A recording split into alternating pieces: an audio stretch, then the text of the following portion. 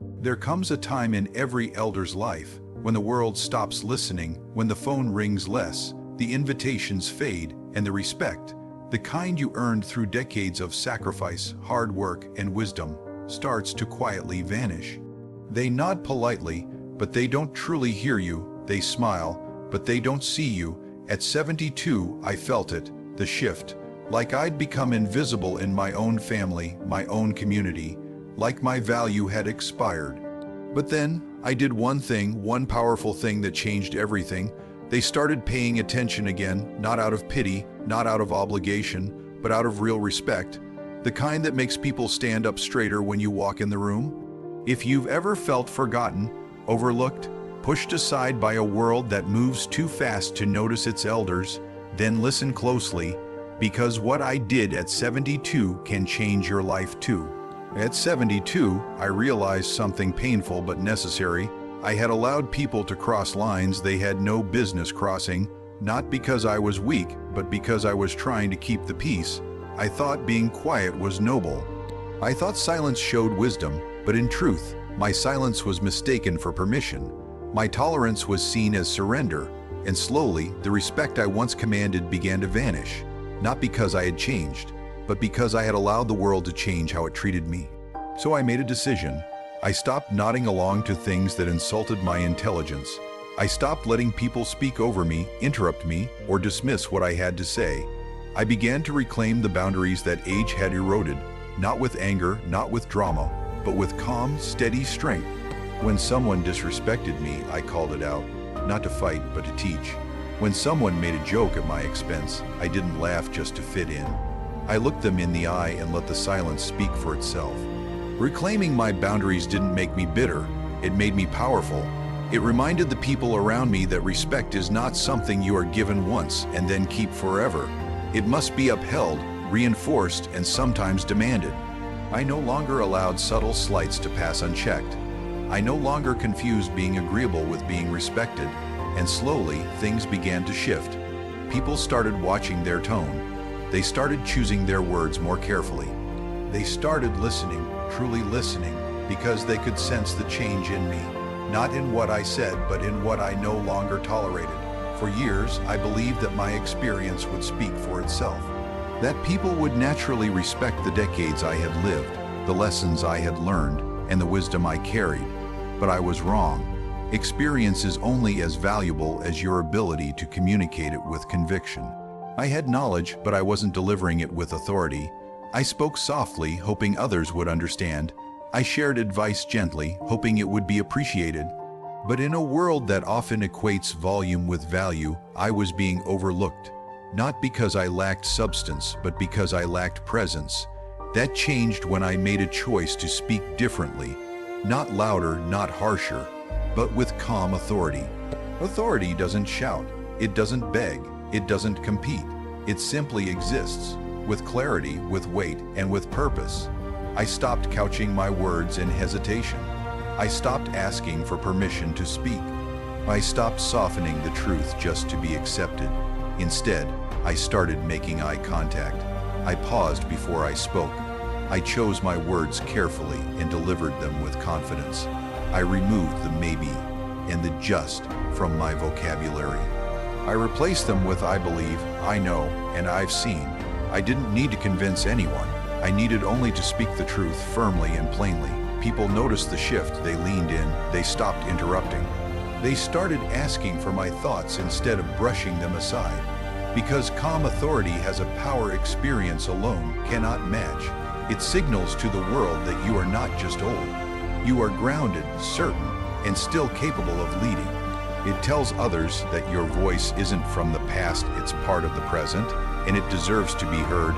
There's a message your body sends before you ever speak a word, and for a long time, mine was saying the wrong thing. My shoulders were slouched, my clothes were baggy and tired, my walk had lost its rhythm. I didn't even realize it, but I was presenting myself like someone who had already given up, someone who was fading, not standing tall. And whether people admitted it or not, they treated me accordingly, with pity, with assumptions, with lowered expectations. So I decided to make a change, not for vanity, but for dignity. I started by standing up straight every day, every hour, reminding myself that I was still alive and still powerful. I pulled my shoulders back and walked with intention. I practiced meeting people's eyes, lifting my chin, and carrying myself like someone who still had something to say. Because I do. Then I looked at my appearance. I got rid of the clothes that made me feel invisible. I chose pieces that fit well, that spoke of care and pride, not flashy, but sharp. I trimmed my hair, took care of my skin, and invested in a few things that made me feel good when I looked in the mirror. Not for the world's approval, but for my own self-respect. When I started showing up differently, people started treating me differently. Doors opened, conversations deepened, even strangers sensed the difference. Because when you carry yourself like someone who matters, others start to believe it too. The truth is, posture and appearance aren't superficial. They are symbolic. They tell the world how you see yourself, and if you carry yourself like you're fading, they'll assume you've already gone. But when you walk in like you still belong, the room adjusts to make space for you again. There was a time I thought my season of contribution was over. I had retired, slowed down, stepped back. And with that, I quietly slipped into the background. I thought I had earned my rest, and I had, but something was missing. I wasn't being asked for advice anymore. People weren't coming to me like they used to. And the more I faded from being useful, the more I felt invisible. That's when I realized people stop valuing you when you stop offering value. So I made a decision. I wasn't done, not by a long shot. I had too much wisdom stored up, too many lessons learned through trial and error, too much life lived to let it all collect dust. I started mentoring again, not formally but intentionally. I reached out to younger people in my family, my community, even online. I didn't wait for them to ask. I offered guidance where it was welcome, shared my failures and my victories not as lectures but as stories.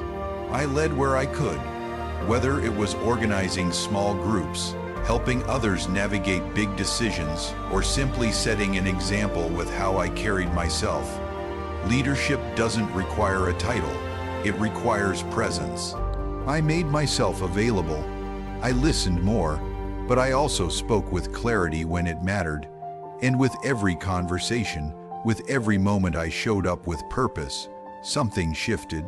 I could feel respect return, not just in words, but in how people looked at me, how they leaned in, how they started asking again. What do you think? What would you do? Offering value reignited something in me. It reminded me that no matter your age, if you can help someone else rise, you never lose your place. Purpose doesn't retire, it evolves, and I chose to evolve with it. For most of my life, I carried the weight of other people's opinions. I wanted to be seen as kind, wise, helpful, respected, and there's nothing wrong with that until your sense of worth starts depending on the approval of others. At 72, I finally saw how much power I had given away. I had been bending, shrinking, and softening just to keep the peace. I bit my tongue to avoid conflict. I agreed when I disagreed. I laughed when something wasn't funny, and slowly, I stopped recognizing the person in the mirror. One day, I asked myself a hard question. What if they never approve? What if they never clap, never thank me, never even notice? And the answer hit me. I still have to live with myself. That was the turning point. I stopped chasing their approval and started honoring my own values. I began choosing self-respect over people pleasing. I said no when I meant no. I stood firm when I knew I was right. I let people be disappointed in me if that's what it took to stay honest with myself. It wasn't easy at first. The silence was uncomfortable. The pushback was real, but something unexpected happened. My confidence grew. I didn't need to be everyone's favorite.